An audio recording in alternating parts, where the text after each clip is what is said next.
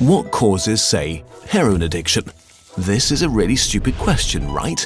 It's obvious, we all know it. Heroin causes heroin addiction. Here's how it works. If you use heroin for 20 days, by day 21, your body would physically crave the drug ferociously because there are chemical hooks in the drug. That's what addiction means. But there's a catch. Almost everything we think we know about addiction is wrong.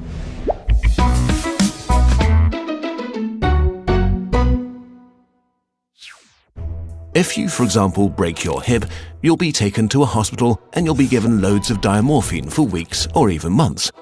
Diamorphine is heroin. It's in fact much stronger heroin than any addict can get on the street because it's not contaminated by all the stuff drug dealers dilute it with.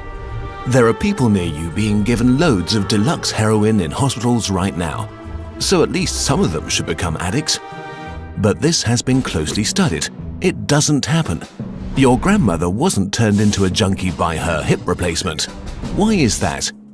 Our current theory of addiction comes in part from a series of experiments that were carried out earlier in the 20th century. The experiment is simple. You take a rat and put it in a cage with 2 water bottles. One is just water, the other is water laced with heroin or cocaine. Almost every time you run this experiment, the rat will become obsessed with the drugged water and keep coming back for more and more until it kills itself. But in the 1970s, Bruce Alexander, a professor of psychology, noticed something odd about this experiment. The rat is put in the cage all alone. It has nothing to do but take the drugs. What would happen, he wondered, if we tried this differently?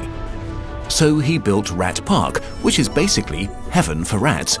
It's a lush cage where the rats would have colored balls, tunnels to scamper down, plenty of friends to play with, and they could have loads of sex, everything a rat about town could want. And they would have the drugged water and the normal water bottles. But here's the fascinating thing. In Rat Park, rats hardly ever use the drugged water. None of them ever use it compulsively. None of them ever overdose. But maybe this is a quirk of rats, right? Well, helpfully, there was a human experiment along the same lines, the Vietnam War. 20% of American troops in Vietnam were using a lot of heroin. People back home were really panicked because they thought there would be hundreds of thousands of junkies on the streets of the United States when the war was over. But a study followed the soldiers home and found something striking. They didn't go to rehab. They didn't even go into withdrawal. 95% of them just stopped after they got home. If you believe the old theory of addiction, that makes no sense. But if you believe Professor Alexander's theory, it makes perfect sense. Because if you're put into a horrific jungle in a foreign country where you don't want to be, and you could be forced to kill or die at any moment, doing heroin is a great way to spend your time. But if you go back to your nice home with your friends and your family, it's the equivalent of being taken out of that first cage and put into a human rat park. It's not the chemicals, it's your cage. We need to think about addiction differently. Human beings have an innate need to bond and connect. When we are happy and healthy, we will bond with the people around us. But when we can't, because we're traumatized, isolated, or beaten down by life, we will bond with something that gives us some sense of relief. It might be endlessly checking a smartphone, it might be pornography, video games, Reddit, gambling, or it might be cocaine. But we will bond with something because that is our human nature. The path out of unhealthy bonds is to form healthy bonds, to be connected to people you want to be present with. Addiction is just one symptom of the crisis of disconnection that's happening all around us. We all feel it. Since the 1950s, the average number of close friends an American has been steadily declining. At the same time, the amount of floor space in their homes has been steadily increasing. To choose floor space over friends, to choose stuff over connection.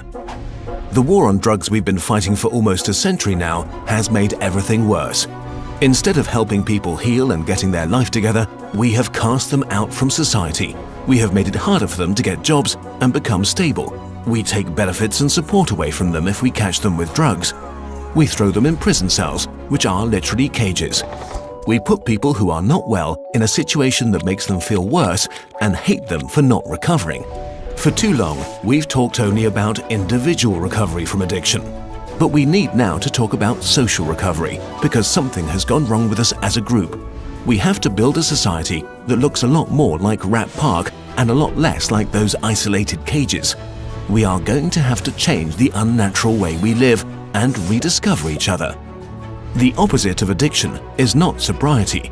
The opposite of addiction is connection. This video is a collaboration with Johann Hari, the author of the book Chasing the Scream: The First and Last Days of the War on Drugs. He was very kind to work with us on this video to spread the word. We recommend that you give the book a try. Our videos are made thanks to your support on patreon.com. If you want to help us make more of them, we really appreciate your support. We made an interactive version of this video together with some friends. See the link in the description.